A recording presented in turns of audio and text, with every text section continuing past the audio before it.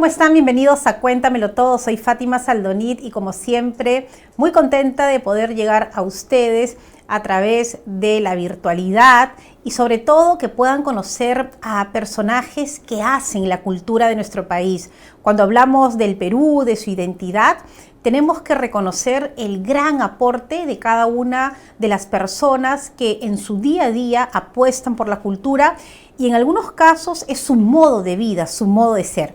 Bueno, hoy les voy a contar sobre mi invitado.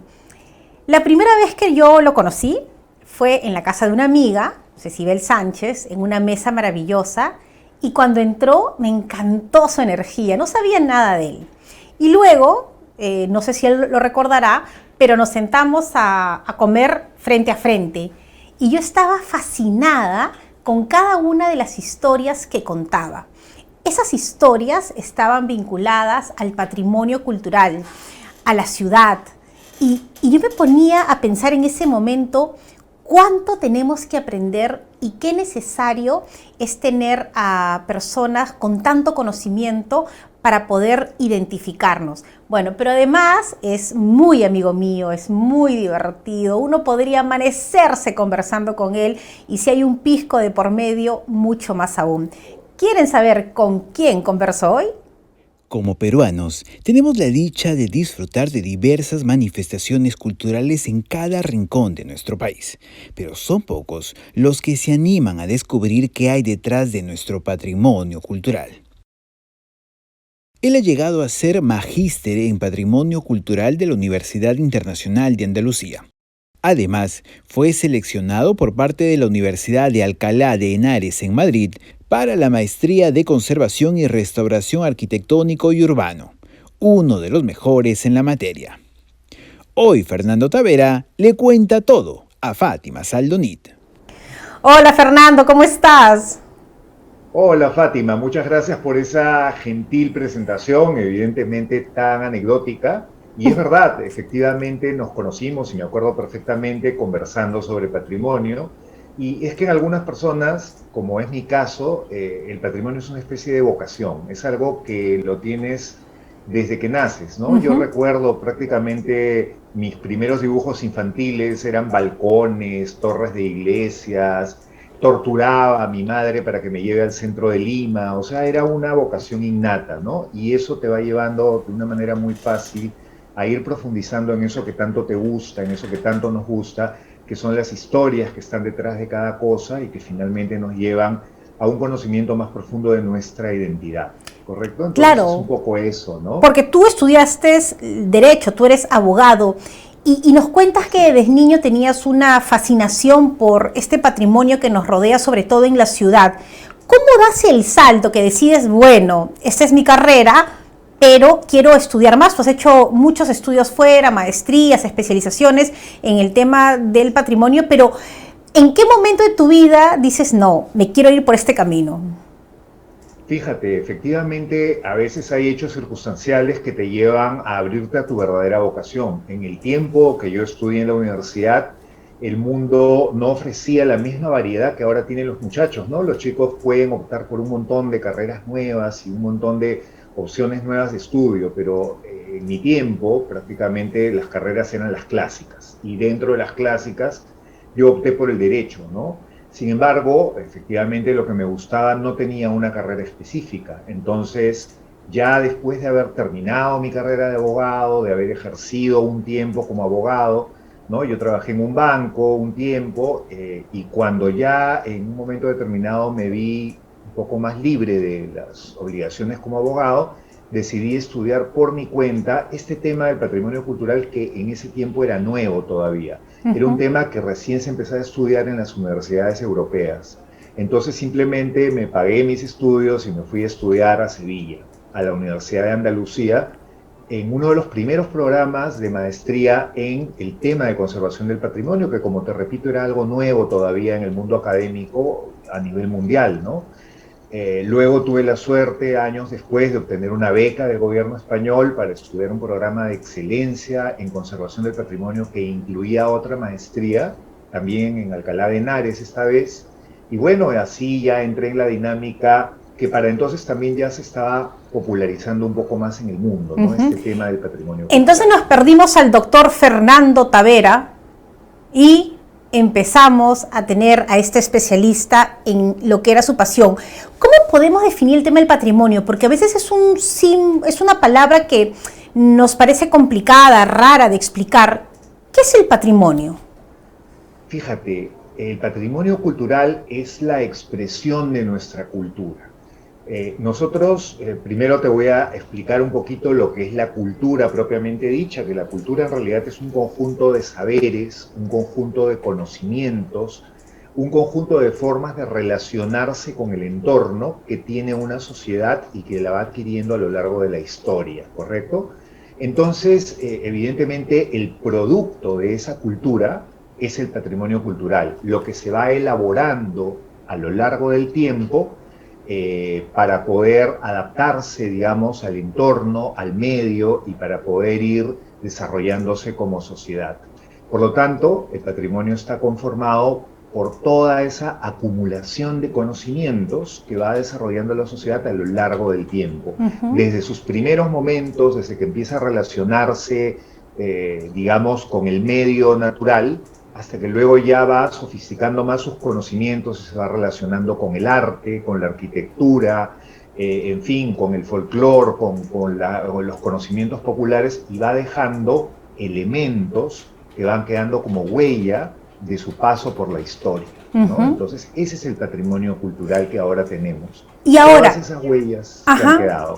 Y cuando hablamos ahora del patrimonio cultural urbano, ¿a qué estamos haciendo referencia? Fíjate, el patrimonio cultural, como te decía, son todos los elementos que la sociedad ha ido dejando a lo largo de la historia. Pero, evidentemente, el ser humano prácticamente desarrolla el urbanismo, la urbanidad, el vivir en urbe, ¿no? Esta palabra romana urbis, ¿no? Prácticamente desde hace muchos cientos de años, ¿no? Y prácticamente ahí también deja el sello de su identidad. Y por eso es que nosotros podemos ver que tenemos ciudades tan hermosas y tan diferentes, ¿no? Tú puedes ver el Cusco, puedes ver Arequipa, puedes ver Lima, donde vas a ver ciudades magníficas que no se parecen en nada. O sea, Arequipa es Arequipa y tú la ves y es ella, y Lima es Lima, ¿no? Y Trujillo es Trujillo, y cada una tiene su sello de identidad. Ese es el patrimonio urbano, justamente, este sello de diferencia que tiene cada una de ellas, el espíritu que tiene cada una de ellas. Ahora, estamos en una situación medio complicada socialmente, donde a veces yo siento que nos quieren separar y más bien nosotros somos producto del mestizaje, ¿no? De esta mezcla. Y todas las capitales de todos los países son muy importantes por lo que aportan al país y por algo son la capital. ¿Qué podemos decir de Lima, capital del Perú, respecto al patrimonio cultural urbano? Podríamos decir tanto, ¿no? Tú sabes que las ciudades y el patrimonio urbano son una de mis especialidades y de mis pasiones, por decirlo de alguna manera, pero particularmente el patrimonio de Lima a mí me parece sumamente interesante. Lima fue no solamente la capital del Perú, sino la capital de un imperio. Lima era prácticamente el centro del imperio español en América del Sur y como tal se cubrió de riquezas, se cubrió de expresiones de cultura, de arte, de arquitectura, ¿no? Y efectivamente Lima conserva una enorme variedad, una enorme riqueza de cultura aquí encerrada y que nosotros le hemos dado la espalda, ¿no? Y por ese motivo es que yo creo que a mí me apasiona particularmente el patrimonio cultural de Lima, ¿no? El patrimonio urbano de Lima. Y desde luego en esa valoración de la cultura que me hablabas acerca del mestizaje, yo creo que debemos considerar y tener muy claro que somos el producto de un mestizaje. Somos el producto de la mezcla del aporte de España con el aporte aborigen, con el aporte indígena. Por ejemplo, nuestra ciudad, fíjate lo que es la esencia de Lima. La esencia de Lima es el adobe milenario, el adobe, la tierra de la que están hechas las huacas, la tierra de las que está hecho Caral, la tierra de las que está hecha la huaca pugliana, ¿no? Pero simplemente trasladada al lenguaje hispano, con toda una serie de adiciones, pero en el fondo como decía Chocano, la sangre es española e incaico es el latido. No podemos negar ninguna de las dos vertientes que nos han convertido en peruanos, ¿no? Y que nos han convertido en mestizos y que nos han convertido en lo que somos actualmente. No podemos negar ninguna de las dos vertientes de las que proviene nuestra identidad. Ahora, ya voy a hablar con el profesor Tavera ahorita, pues, ¿no? Encantado. Entonces, querido profesor, ¿cómo podríamos empezar a conocer Lima? Es decir, ¿cuáles los primeros ejes que debemos de visitar? Porque yo creo que el tema del patrimonio debe ser vivencial para poder contarle a alguien, a un turista o a cualquier persona, lo que significa Lima. Es decir, ¿cuáles son estos primeros recorridos que le recomiendas a las familias, por ejemplo, para encontrarse, reencontrarse, conocer o descubrir Lima? Muy buena pregunta, me encanta la pregunta porque me da ocasión también de mencionar el momento que está viviendo nuestro centro histórico en este momento. Debo mencionar que con mucho placer he visto la obra que está desarrollando ProLima en este momento, ¿no? ProLima es un organismo de la Municipalidad de Lima Metropolitana, pero donde se ha concentrado, para suerte nuestra, en este momento un equipo de arquitectos jóvenes. Conozco a algunos de ellos, a otros no los conozco, solamente me escribo con ellos, pero nunca los he visto, pero han logrado enfocar correctamente la recuperación del centro histórico de Lima. ¿Y cómo la han enfocado? La han enfocado con un planteamiento teórico que se llama el paisaje urbano histórico. Es lo más moderno que existe en la recuperación de centros históricos, y lo que trata de recuperar no solamente es monumentos aislados, sino todo el entorno urbano, entendiendo por ello las construcciones monumentales, las construcciones pequeñas, las construcciones populares, las grandes iglesias, las grandes casonas y las pequeñas casitas, los faroles, las plazuelas, los parques, todo el paisaje urbano. Por eso es que esta teoría se llama paisaje urbano. Y la labor de ProLima está enfocada en recuperar el paisaje urbano histórico, y para eso se están llevando a cabo, entre otras cosas, labores de peatonalización. Actualmente, muchos no lo sabemos porque por la pandemia nos movemos poco ahora por el centro, pero se están peatonalizando muchísimas calles y se van a peatonalizar más todavía. Se están recuperando plazuelas, plazas y espacios urbanos, donde ahora va a dar muchísimo gusto pasear. Se están poniendo árboles, bancas, faroles, y dentro de muy poco tiempo vamos a tener una gran parte del centro histórico de Lima muy paseable, ¿no? Muy disfrutable para la familia, para el turista, para todos los habitantes de Lima, ¿no? Y poco a poco se irán recuperando también los monumentos individuales, ¿no? Es decir, las iglesias y las casonas. Entonces, uno podría comenzar con la Plaza de Armas de Lima. Ese sería un punto de inicio para recorrer y aprender lo primero, y de ahí comenzar a abrirse. Por supuesto, fíjate, la Plaza Mayor está concebida, ¿no?, en el urbanismo hispano, en el urbanismo al cual corresponde nuestra ciudad, como el corazón y el eje de la ciudad. A partir de ahí, la ciudad crece, ¿no? Su corazón es la Plaza Mayor, y cerca de la Plaza Mayor se ubica lo más importante y lo mejor que tiene la ciudad: los grandes templos, los grandes conventos. Entonces, efectivamente, como tú bien lo comentas, un punto excelente de partida es la Plaza Mayor, y a partir de la Plaza Mayor ir desperdigándonos por sus calles más próximas y ir viendo los grandes monumentos que encierra prácticamente en 3 o 4 cuadras a la redonda de la Plaza Mayor: el convento de San Francisco, la iglesia de San Pedro, el convento de la Merced, el convento de Santo Domingo, ¿no? Y en todos ellos vamos a encontrar prácticamente un lugar de arte, un lugar de cultura, un lugar también de cultura viva, porque vamos a ver costumbres, religiosidad popular, vamos a ver una serie de elementos que conforman el alma y el espíritu de la ciudad. Entonces, un recorrido por Lima, definitivamente partiendo de la plaza, y con un pequeño mapa, por ejemplo, donde nos ubique dónde está cada monumento más importante, nos va a llevar a disfrutar también la belleza de sus calles y de sus plazuelas y de sus espacios urbanos.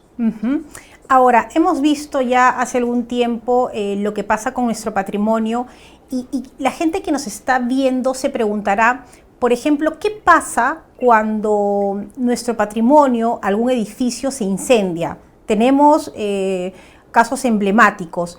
¿Qué se hace ahí? Por ejemplo, en el caso de la Plaza 2 de Mayo, aún está como está, y también tenemos el caso de la Plaza San Martín. ¿Cuál es el trabajo que se realiza? O sea, se incendia y luego, ¿qué es lo que se tiene que hacer? Correcto, es una excelente pregunta, muy interesante para que todos sepan qué se hace en estos casos. La teoría de la restauración permite reconstruir prácticamente de manera fotográfica aquello que se ha destruido, cuando existen evidencias fidedignas para poder hacerlo. Por ejemplo, el edificio de la Plaza 2 de Mayo se quemó hace 2, 3 años, ¿no? Y evidentemente lo conocemos perfectamente porque hay fotos, hay documentos, hay información fidedigna. Entonces ahí lo que se hace es reconstruir de manera prácticamente fotográfica, el mismo caso que en la Plaza San Martín. Pero, para que vean cómo se pueden hacer cosas muy interesantes, también tenemos algunos elementos fundamentales que ya no hemos conocido ninguno de nosotros, que se destruyeron hace más de 100 años, pero que eran muy significativos para nuestra ciudad. Y sin embargo, están en proyecto de restauración, porque también hay fotografía histórica, hay información fidedigna. Por ejemplo, a la entrada del Puente de Piedra, junto a la parte posterior del Palacio de Gobierno, se va a reconstruir en breve, dentro de muy poco tiempo, el famoso Arco del Puente, que era un arco emblemático, que era el símbolo de ingreso a la Ciudad de los Reyes cuando tú venías desde el norte. Ese arco sufrió un incendio el año de 1880 y, bueno, lamentablemente se perdió. Pero como es un elemento tan importante para la simbología de la ciudad, va a ser reconstruido y lo vamos a volver a ver, va a renacer para nuestra historia. Y eso sí se puede hacer porque tenemos información fidedigna. Lamentablemente lo que no se puede hacer es reconstruir aquello de lo que no tenemos una información fidedigna. Por ejemplo, algún edificio destruido, por muy importante que haya sido, pero del cual solamente hayan dibujos o referencias. Eso no se puede reconstruir. Claro, y en el caso del derrumbe del buque en Barrios Altos, ahí, ¿qué pasa? ¿Qué se tiene que hacer? Igualmente, ahí lo que se tiene que hacer definitivamente es una reconstrucción fidedigna, una reconstrucción fotográfica, ¿no? Evidentemente con materiales nuevos, con materiales modernos, pero recuperar esa fachada, recuperar ese espacio y darle un contenido. Algo muy interesante que te quiero decir, Fátima, es que dentro de las nuevas teorías de la restauración está el hecho de darle un nuevo uso a todos los bienes que antiguamente, digamos, tenían otra finalidad. Por ejemplo, el buque siempre fue vivienda social, entonces evidentemente se le reconstruiría con su aspecto exterior similar al que siempre tuvo, pero en el interior se puede hacer vivienda social moderna, vivienda actual, para que cumpla la finalidad que siempre tuvo, ¿no? Que es ser un lugar de vivienda popular. Se puede hacer eso perfectamente y se hace mucho en Europa. ¿Y quién se encarga de financiar, de ejecutar? ¿Quién toma la iniciativa? Y finalmente, ¿quién es el responsable de que todo lo que sucede en nuestra capital se conserve, se preserve, se valore o se ponga en valor? Qué buen tema. Es la pregunta de los 10 millones, ¿no? Lo que ocurre es lo siguiente. Lima es una ciudad que tiene una cantidad de patrimonio tan grande, ¿no? Tan enorme. Por algo, te recuerdo que Lima es patrimonio de la humanidad, o sea, no es poca cosa. Tiene un reconocimiento del más alto rango por sus características, ¿no? La UNESCO la reconoce como patrimonio de la humanidad. Entonces, en esta clase de ciudades debería haber un compromiso del Estado, del gobierno, ¿no? ¿Ministerio de Cultura? Por ejemplo, a través del Ministerio de Cultura, para otorgar fondos públicos para la recuperación del centro histórico. Lamentablemente eso no sucede actualmente. Actualmente el Centro Histórico de Lima está a cargo de la Municipalidad de Lima y las municipalidades en general no tienen un presupuesto suficiente como para poder conservar y mantener toda la enorme cantidad de patrimonio que tiene una ciudad como Lima. Entonces, si estuviéramos en Europa, por ejemplo, o sin ir a Europa, hablando de Quito, simplemente la ciudad de Quito, capital del Ecuador, hay un fondo otorgado por el Estado, por el gobierno ecuatoriano, donde el Estado financia la recuperación del centro histórico de Quito. Lamentablemente en el Perú todavía no tenemos ese compromiso del Estado para colaborar en la formación de un consorcio donde participen el Estado, la municipalidad, el Ministerio de Cultura y con fondos públicos se recupere nuestro centro histórico. Eso sería lo ideal, pero actualmente no es así. Ahora, si yo te dijera a ti que tienes una noche para ir a 3 lugares solamente de Lima a tomarle fotos que van a ser tus últimos recuerdos, ¿a cuáles irías? ¿Qué me dirías? Tuyos, ¿ah? Ay, por Dios, 3 lugares. 3 lugares, poco, ¿ah? Pero... para apuntar e ir corriendo a verlos.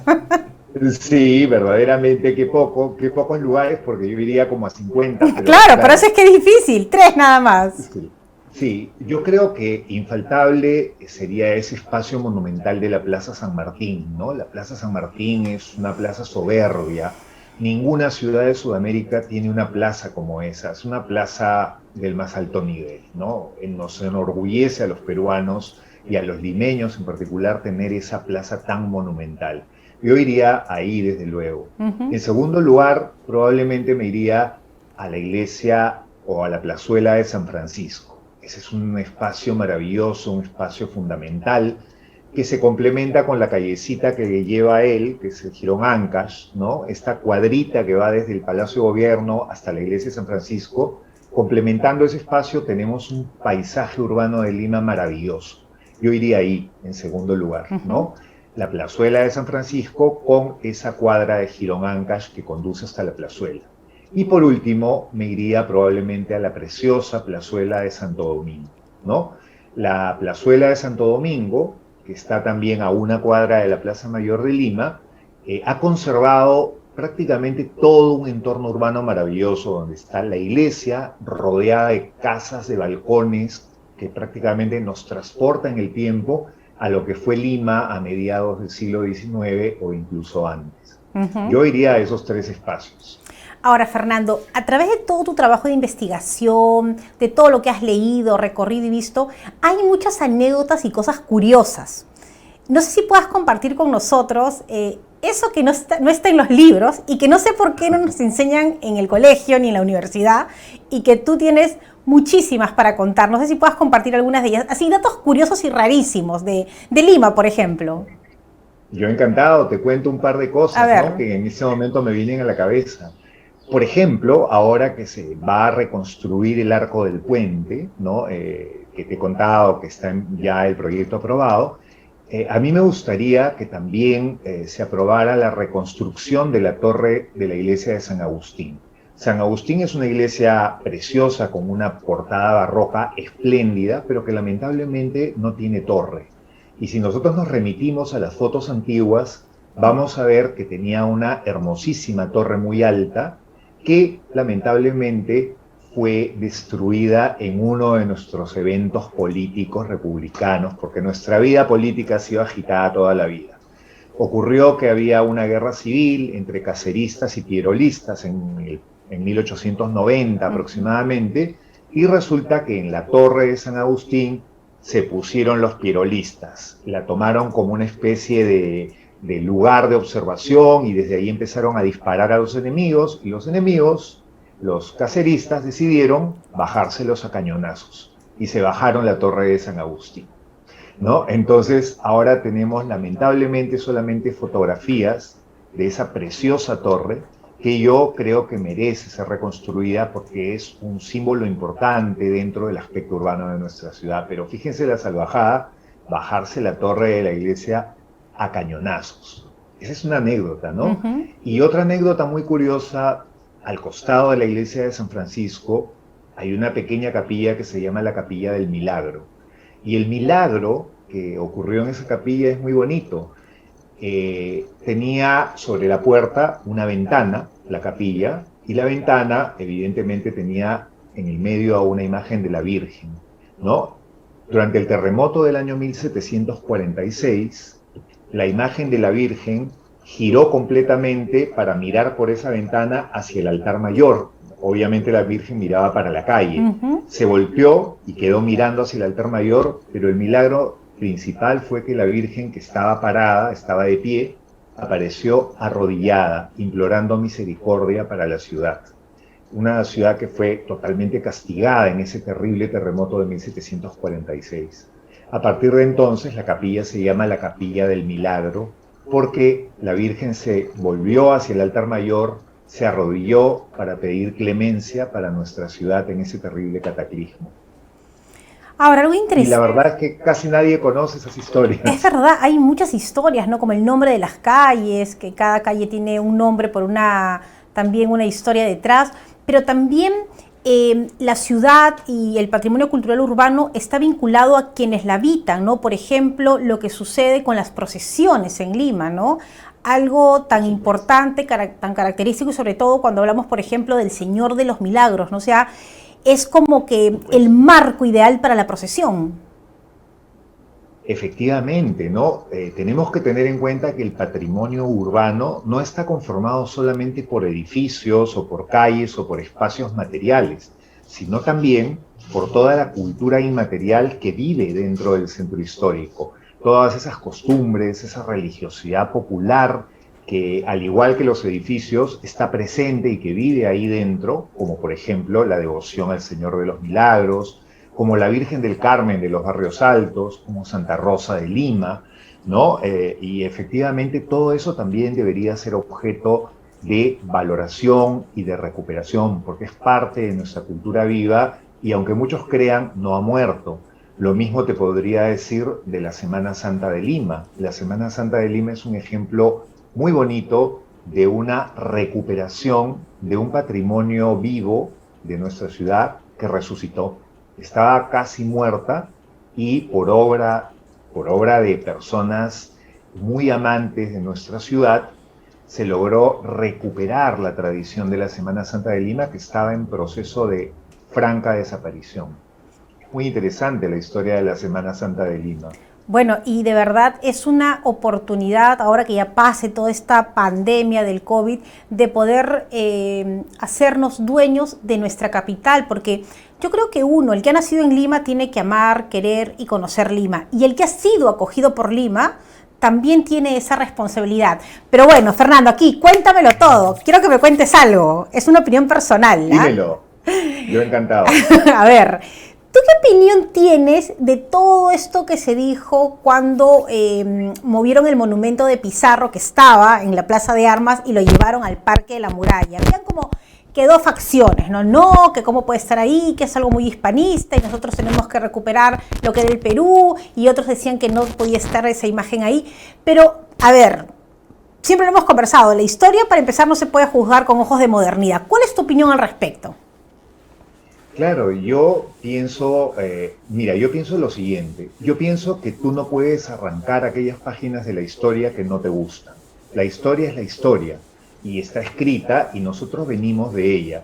Así como no puedes negar a tus padres o no puedes negar a tus orígenes, tú no puedes negar lo que ocurrió. Y quien fundó esta ciudad capital, prácticamente quien la llevó al grado de importancia que tiene actualmente, fue su fundador, Francisco Pizarro. Y muy al margen de los juicios personales que podamos hacer, que podría hacer cualquiera sobre esa persona, él es el fundador de la ciudad y él puso en esa fundación todo, digamos, el empeño y todo el empuje para convertirla en la capital del virreinato. Entonces es una figura histórica y es una figura a la que le debemos nuestra ciudad, le debemos su escudo, le debemos su propia fundación y la elección de su lugar, ¿no? Entonces, definitivamente Francisco Pizarro es una persona relevante para nuestra historia y yo creo que no comparto la idea de que fuera sacada de su lugar esta estatua y tampoco comparto la idea de que se satanice su imagen, porque sería como renegar de nuestros orígenes, ¿no? Sería un poco renegar de nuestro pasado. Bueno, Y verdaderamente el lugar en el que han puesto la estatua es un lugar vergonzoso, ¿no? Está prácticamente detrás de una rampa, tapado por plantas, o sea, un poco más y ya lo esconden. Entonces, yo creo que no estoy de acuerdo con eso. Es parte de nuestra historia y como tal debería figurar entre los personajes que han hecho la historia del Perú.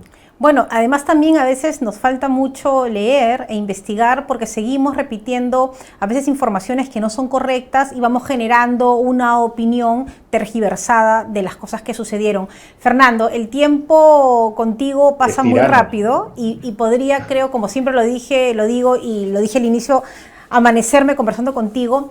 ¿Cuál sería el mensaje final para tus alumnos? Tú compartes la docencia de manera extraordinaria y para todos estos chicos que están empezando y que van a ser responsables del patrimonio, que son tus alumnos, ¿cuál sería estas palabras, esto que hay que decirles siempre? Yo creo que lo que hay que decir siempre es: sintámonos herederos de una cultura rica, de una cultura de la que debemos estar orgullosos, que proviene de muchas fuentes, y esa es su riqueza. La riqueza de nuestra cultura es la variedad de fuentes de la que proviene. Nosotros tenemos el aporte de todos los pueblos que han venido aquí a vivir con nosotros y que nos han aportado parte de su cultura y que al final han hecho de nosotros lo que somos hoy. Amemos todos los aportes a nuestra cultura.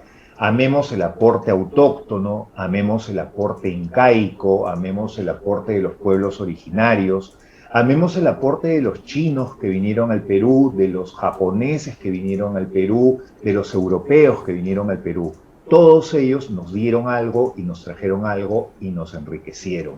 Dejemos que pasen por nuestro costado posiciones ideológicas que tratan de privilegiar algún elemento o alguna parte, y quedémonos con todo, porque ese todo es nuestra riqueza y valoremos todas las aportaciones. Bueno, Fernando, muchísimas gracias por haber estado aquí con nosotros en Cuéntamelo Todo y ya nos reencontraremos para seguir conversando. Desde luego que sí, Fátima, muchas gracias por esta oportunidad y hasta una próxima. Yo encantado. Bueno, qué bonito poder conversar con alguien que ama tanto el patrimonio cultural urbano. Todos nosotros nos levantamos, vamos al trabajo, salimos con la familia y no nos damos cuenta en dónde vivimos, no nos damos cuenta de la riqueza que tenemos alrededor nuestro. Creo que conversar con Fernando ha sido una posibilidad de ahora en adelante, cada vez que salgamos, mirar Lima o la ciudad en la que nos encontramos de manera distinta, entender que ahí está el pasado de todas las personas que hicieron la realidad que hoy tenemos, esta belleza, ¿no? Uno camina, por ejemplo, yo como limeña, porque soy limeña, yo camino por Lima y me siento orgullosa de lo que veo. Y Fernando también hace un llamado a los jóvenes a investigar, a estudiar, a aprender y no dejarse llevar por ciertas ideologías que pueden estar por delante, porque para cuidar y preservar hacia el futuro lo que tenemos, hay que amar nuestro patrimonio. Hablar con Fernando Tavera ha sido una experiencia increíble, pero sobre todo me ha encantado que ustedes lo conozcan. Es una de las personalidades de nuestra cultura y yo siempre le digo que le agradezco por todo el aporte que hace al Perú desde donde le ha tocado estar. Nosotros nos reencontraremos en el próximo Cuéntamelo Todo. Recuerden de compartir el programa, que siempre tenemos muchas sorpresas y novedades. Nos vemos y hasta el próximo Cuéntamelo Todo. Chao.